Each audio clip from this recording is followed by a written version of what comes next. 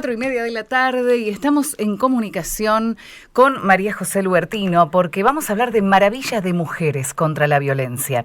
Mañana se presenta la investigación cuantitativa sobre violencia contra las mujeres con discapacidad, migrantes, trans, travestis y no binarias. Esto va a ser a las 18 en Piedras, 1065. Es un proyecto de la Asociación Ciudadana por los Derechos Humanos con el apoyo del Fondo Fiduciario de ONU contra la violencia hacia las mujeres. Así que le damos la bienvenida en esta tarde en Playlist a María José Lubertino. ¿Cómo estás, María José? Hola, ¿cómo estás? Bueno, muchas gracias. Bueno, con muchas ganas de conocer acerca de este proyecto. Estamos hablando de una investigación cuantitativa que llevó ¿cuánto tiempo? Bueno, trabajamos como 6 meses en esta investigación, fueron entrevistas en profundidad a mujeres migrantes, mujeres con discapacidad, mujeres trans, no binarias, y la muestra es representativa, federal. También en el caso de las migrantes tiene en cuenta el porcentaje de migrantes por cada país y nacionalidad en Argentina, y también tuvimos en cuenta las características en el total de la población, de las personas con discapacidad, trans y no binarias, según su situación laboral, su educación. Así que es una muestra altamente representativa. Y sobre todo lo que queríamos hacer era acceder a una información en profundidad sobre la situación de violencia de género contra estos colectivos que tenemos la percepción, teníamos y la hemos confirmado, que son colectivos particularmente vulnerabilizados. Así que normalmente, bueno, las estadísticas en general a veces son promedios, son generales. O no hay, a veces ni siquiera hay estadísticas. Hemos avanzado mucho porque este año el gobierno nacional, por primera vez después de 40 años de democracia, publicó un sistema integrado de casos de violencia por motivos de género, y ese informe estadístico de alguna manera pone en evidencia todos los casos denunciados a lo largo y ancho del país y le permite a los funcionarios judiciales o municipales hacer el seguimiento de los casos, claro, de los perpetradores y de las víctimas. Pero lo que tiene ese sistema es que está hecho en base a las denuncias. Exacto. Y lo que nosotras queríamos también poner en evidencia en esta investigación es que estos colectivos vulnerabilizados no denuncian porque no saben a dónde recurrir. Entonces, un poco te comento, pero mañana lo vamos a ver más en detalle. El informe se presenta en Piedras 1065 a las 18 horas.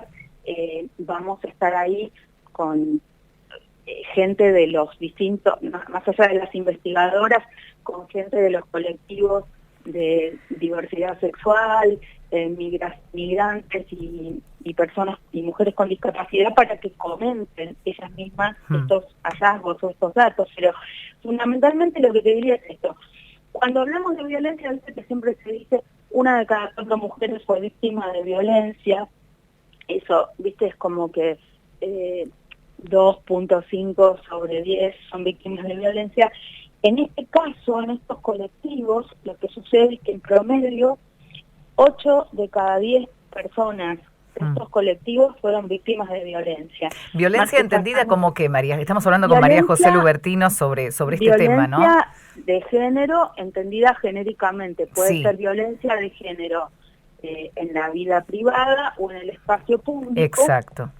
En particular, lo que sucede es que las trans, 9 de cada 10 trans fue víctima de violencia, 8 de cada 10 migrantes fueron víctimas de violencia, y 8 de cada 10 personas con discapacidad fueron víctimas de violencia y 6 de cada 10 migrantes fueron víctimas de violencia. Lo que también sucede es que el 70% no ha hecho la denuncia, o porque no sabe dónde se hace, o porque cree que podría tener represalias, o no sabe que tiene derecho a hacerlas. La mayoría de las violencias que se reportan son violencias verbales, 54%, y agresiones físicas 43.8%, casi un 44% son agresiones físicas que han recibido estos colectivos.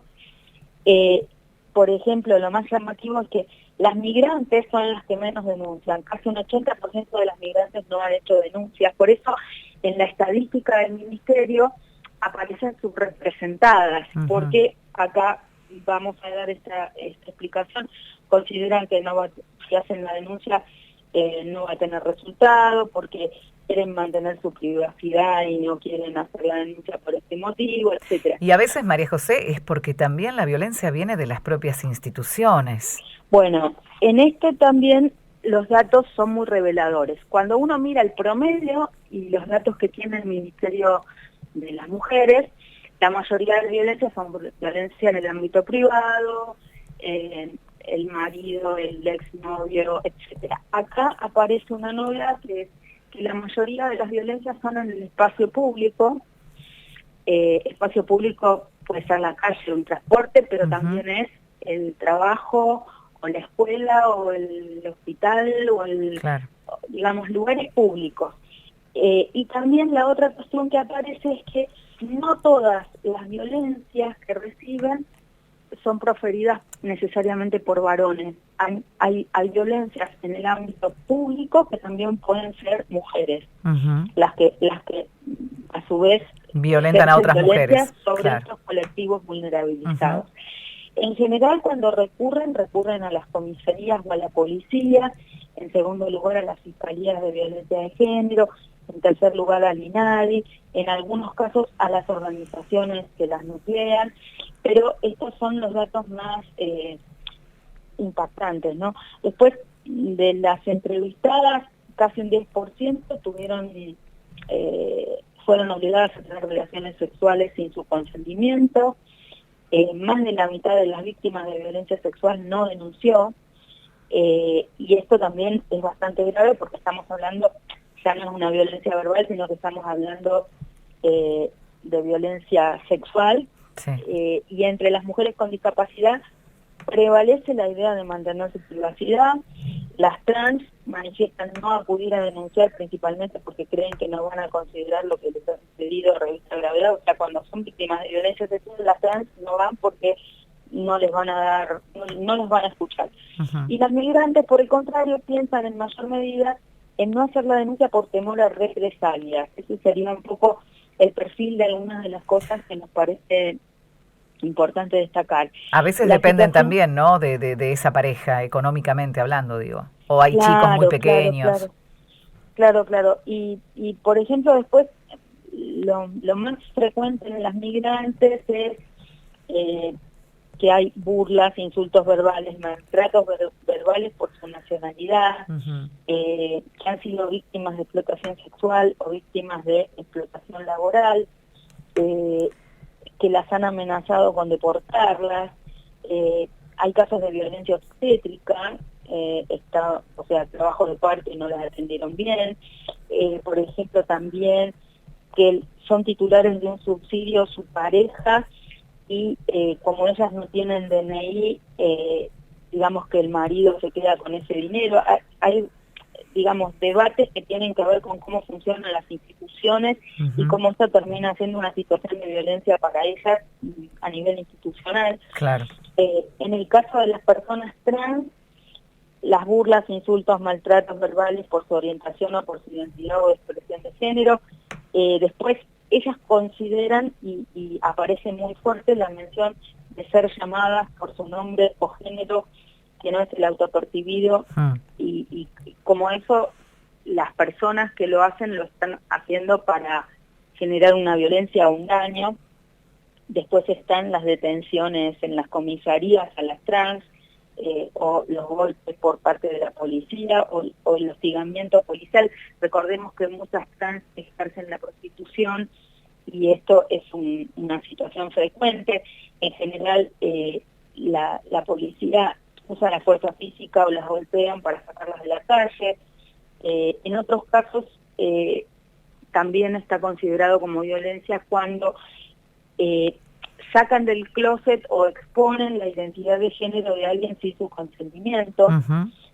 Y bueno, otra situación reconocida con frecuencia es esta de ser llamado por el nombre que no quieren usar más o claro, incluso el dead habiendo name. cambiado el documento, ¿no? Sí, no, Después, yo pensaba en esto, ¿no? Consulados, hospitales, la policía, el Poder Judicial, que se supone deberían estar para ser el contrapeso a toda esa cantidad de violencias distintas que tienen que ver con violencia de género de muchos tipos, física, sexual, verbal, económica. ¿Qué es lo que les cabe a ellos con estas denuncias? O sea, se supone que han hecho bueno, capacitación en Ley Micaela, que han hecho un montón de cosas. ¿Dónde está? en ese sentido, nosotras trabajamos desde el proyecto Maravillas de Mujeres contra la Violencia. Esta es una investigación, pero el proyecto incluye capacitaciones para el empoderamiento de las mujeres con discapacidad, de las migrantes, de las trans y no binarias, para que sepan cuáles son sus derechos, a dónde recurrir, para que puedan saber cómo tener un acompañamiento, ya sea de una ONG o del Estado, para el seguimiento de sus casos. Y por el otro lado, hicimos ya este año en abril, y lo repetiremos el año que viene y el otro, capacitaciones a funcionarios judiciales, funcionarios municipales, funcionarios y funcionarias, empleados públicos que trabajan en áreas de atención a las víctimas de violencia, porque entendemos que no alcanza con la ley Micaela, e incluso venimos trabajando con la Red de Mujeres para la Justicia, que están muy involucradas en los cambios que hacen falta al interior del Poder Judicial. Nosotras las feministas hablamos de una reforma judicial feminista. Bueno, eso también tiene que ver con que no hay que hacer uso de la ley Micaela o de las capacitaciones como si fuera algo que les dan un certificado que les entra por un oído y les sale por el otro. Esto lo vemos mucho incluso en la Facultad de Derecho cuando tenemos concursos para titulares de cátedra. No logramos todavía que se valoricen los antecedentes de género de quienes somos profesores de distintas materias hace muchísimos años, o no se valoriza poner más mujeres como titulares de cátedra. Después todo ese andamiaje de lo que pasa en las facultades de Derecho se traslada a los poderes judiciales, a las fiscalías, con los, digamos, los sesgos machistas o sexistas que vienen desde la formación, ¿no? Claro. Por eso es tan importante en nuestro proyecto, nuestra articulación, nuestra extensión universitaria con las universidades con las que estamos trabajando, con la Red de Mujeres para la Justicia, que está integrada por mujeres juezas, mujeres del Ministerio Público Fiscal, porque también están involucradas, que son feministas, y que venimos planteando cambios en los consejos de las magistraturas, en la selección de los candidatos a jueces, juezas, o a fiscales, fiscalas, o a defensores, defensoras. Y bueno, tuvimos la oportunidad de hacer un intercambio muy fructífero en abril, donde las propias migrantes, trans, no binarias, pudieron dialogar en un espacio, digamos, protegido con quienes son a veces los que imparten justicia o quienes atienden sus causas, ¿no? En los ministerios o en los municipios. Así que esto es un proyecto que va a continuar hasta el 2025 y bueno, espero que nos puedan acompañar más personas en la presentación mañana. Recordemos que hacemos la presentación en Piedras 1065 a las 18 horas, pero si no, para quienes quieran ver más en detalle toda la investigación, pueden entrar a la página web de nuestra Asociación Ciudadana por los Derechos Humanos, que es www.acdh.org.ar. Ahí está. Sí, porque es muy interesante empezar a vincularse, ¿no? Desde la sociedad civil con este tipo de cosas, porque muchas veces nos pasa, estamos en la calle, somos simples ciudadanos, vemos escenas de violencia institucional o entre particulares y no sabes qué hacer. Porque sabes que si llamás a la autoridad no le va a dar importancia porque están en otra, y me parece que aunque sea acercarle a las personas esta herramienta para la defensa y para la contención es súper importante, María José. Mañana entonces, además, mañana es en Piedras 1065 a las 18 horas, y también contarles, como sabemos que escuchan en todo el país, que vamos a estar en Bariloche en el encuentro plurinacional de mujeres y lesbianas y disidencias, que va a ser en octubre, y que vamos a estar llevando ahí un taller autoconvocado para hablar de estos temas, y que por supuesto seguimos convocando. El año pasado estuvimos en San Luis haciendo este taller, ahora lo vamos a hacer en Bariloche, que es donde se hace el encuentro, porque así también nos podemos contactar con más mujeres con discapacidad, claro, más mujeres y de trans, todo el país. y de todo el país, pero igualmente muchas de las capacitaciones las hacemos online para que todas puedan participar, así que pueden estar en contacto con nosotros a través de las redes sociales, pedimos más información y por supuesto vamos a estar de acá al 2025 tratando de que más mujeres accedan a la justicia y bueno, y a prevenir la violencia contra las mujeres, que es lo que hace falta cuando vemos tantos casos dramáticos todavía de femicidios y transfemicidios, ¿no? Y contra todas, que quiero agregar esto, María José, contra todas las mujeres y disidencias, porque a veces sentimos que justamente ustedes le están haciendo foco a esas invisibilizadas. Yo a veces siento que falta incorporar, ¿no?, a otras identidades que no están del todo representadas en el movimiento.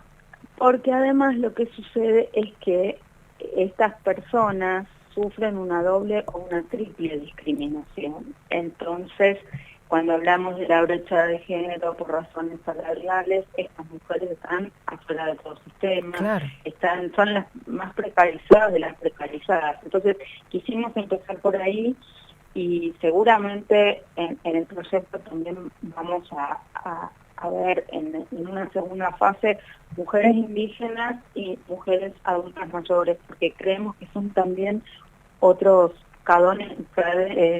eslabones débiles en la cadena, ¿no? Y están sumamente golpeadas por muchos aspectos, a veces también institucionales. Te agradezco enormemente este contacto. Mañana haremos todo lo posible por estar allí. 18 horas, Piedras 1065 en la ciudad de Buenos Aires. Acompañemos esta maravilla de Mujeres contra la Violencia, esta presentación de investigación cuantitativa sobre violencia contra las mujeres con discapacidad, migrantes, trans, travestis y no binarias. María José, un abrazo y a disposición como siempre. Gracias, muchas gracias. Así teníamos a María José Lubertino en contacto aquí. Ella, bueno, recuerden que es abogada, es doctora en Derecho, es, bueno, especialista en varias cuestiones que tienen que ver con los derechos sociales, con el derecho ambiental y por supuesto fue ex titular en el INADI y ex diputada de la ciudad. Les reitero la dirección: mañana a las 6 de la tarde, Piedras 1065 en la ciudad de Buenos Aires.